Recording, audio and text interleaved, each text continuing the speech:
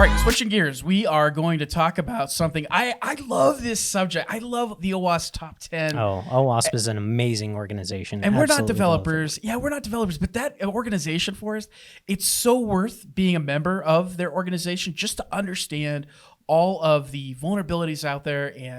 And what's going on right now, folks, is OWASP puts out a top 10 ranking of the top 10 basically software vulnerabilities out there. So if you're a developer, what should you be looking at and what should be your priority when it comes to finding and fixing your code?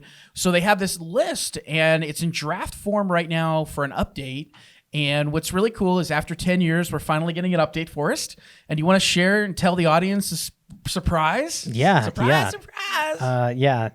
So at this point, the new number one has become broken access controls. So whether that's permissions or whatever. So they generally have these broad categories under which they'll have, several different specific vulnerabilities.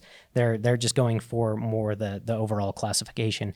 Their website is an amazing resource. If you're a web dev, highly recommend checking it out. It's an encyclopedia of all kinds of amazing examples, cheat sheets, mitigations. It's how to secure your environment from a software and application standpoint. So when we're talking about broken access control here, we're talking about threat actors bypassing access control checks, and they could do that by modifying the URL. They could do it by internal application states, or even modifying your HTML page, even sometimes using a custom API attack tool. So the concern is if they break broke your access control, what could they do once they're in your environment? And there's a lot of, it's really hard to detect.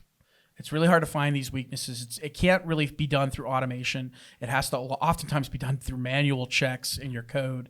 And it's a difficult thing to find. Yeah, most definitely. I also wanted to call out the number two, which is cryptographic failures. Yeah. And I have been seeing a lot of this. It's amazing how many organizations are still using even SSL. Yeah. Like, it's been deprecated for how long now?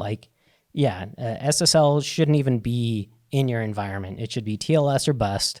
And you still see TLS 1.0, you still see 1.1, 1.2 is, acceptable. It's but the NSA puts out a guide on properly configuring your TLS so that you have that strong cryptographic protection.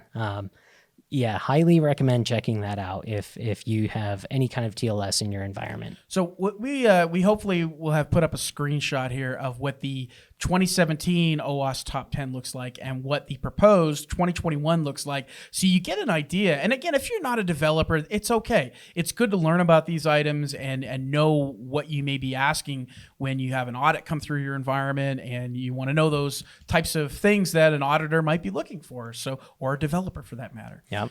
One other special shout out I wanted to make real quick. Bring it, Forrest. Number 6, vulnerable and outdated components. Patch your stuff. Yeah. And number 9, I might be a bit biased on this one, but security and monitoring failures. Just not doing it at all. What you can't see, you can't know. So be watching out for that.